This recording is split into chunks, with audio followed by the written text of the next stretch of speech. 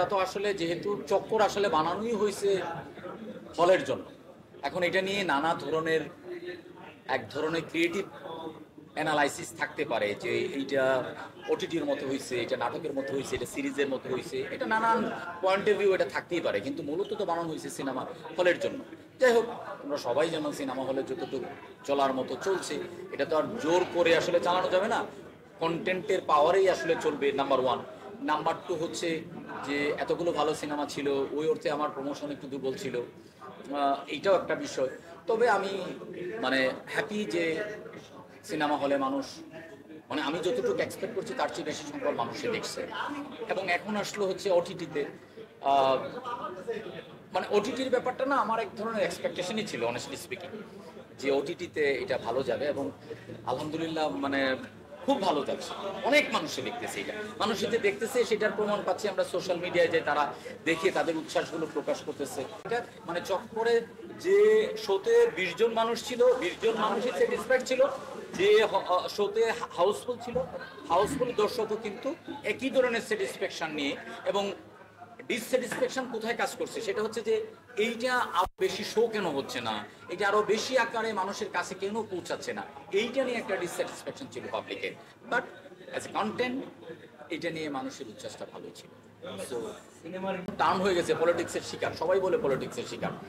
এখন আমি কিন্তু বারবার এটা বলছি যে সিনেমা হল মালিকদের তো একটা নিজস্ব তাদের ব্যবসার একটা স্ট্র্যাটেজি আছে, তো ওনারা হয়তো ওনাদের মতো করেই করে। এখন আমরা যারা ক্রিয়েটিভ কাজ করি আমরা তো একটু ইমোশনাল, তো ডেফিনেটলি হয়তো অনেকগুলো বিষয় আমরা হয়তো রেশনালি ওইভাবে চিন্তা করি না, বা বা হয়তো বলাটা হয়ে ওঠে না, ইমোশনালি আসলে হয়ে যায়। সো ওই জায়গা থেকে আসলে আমার কোনো আসলে ওই অর্থে আক্ষেপ নাই, মানে কিছু আমার ভুল ভ্রান্তি আছে আমার ডিসিশনে। সো আমি হয়তো পরবর্তী কোনো সিনেমা যদি করার আমার সুযোগ হয়, আমার লাইফে সুযোগ আসে, তাহলে ডেফিনেটলি সে মানে ক্রিয়েটিভ জায়গায় যে আমার এফোর্টটা দেই, এইটা পাবলিসিটির জায়গায়, প্রমোশনের জায়গায় হয়তো আমি সেই এফোর্টটা আরেকটু ভালো করে দিব।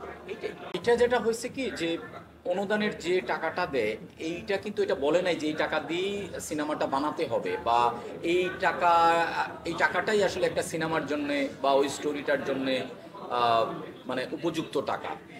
তো এইটা আমার জন্য, অনুদানটা ছিল আমার জন্য এক ধরনের ইন্সপিরেশন। সো আমি এটাকে ইন্সপিরেশন হিসেবে নিছি, এটাকে এটা দিয়েই বানাতে হবে, বিষয়টা কিন্তু এরকম না। সো এটা চক্কর যারা দেখছে বা দেখবে তারা দেখলেই বুঝতে পারবে যে মানে আমাদের এফোর্ট, আমাদের অনেস্টি, আমাদের কাজে ক্রিয়েটিভিটির জায়গা থেকে আমাদের শতভাগ চেষ্টা ছিল। এবং যতটুকু পারি আমাদের ইনভেস্টমেন্ট, আমাদের আরও প্রডিউসার ছিল, ইনভেস্টর ছিল, আমরা চেষ্টা করছি যে মানে এই গল্পটা বলার জন্য যতটুকু করা যায়। এখন গল্প বলার বা উপস্থাপন করার তো এটা তো ক্রিয়েটিভিটি তো আর শেষ নেই, যে এটা হয়তো আরো অনেক ভালো করা যেতই হয়তো বা।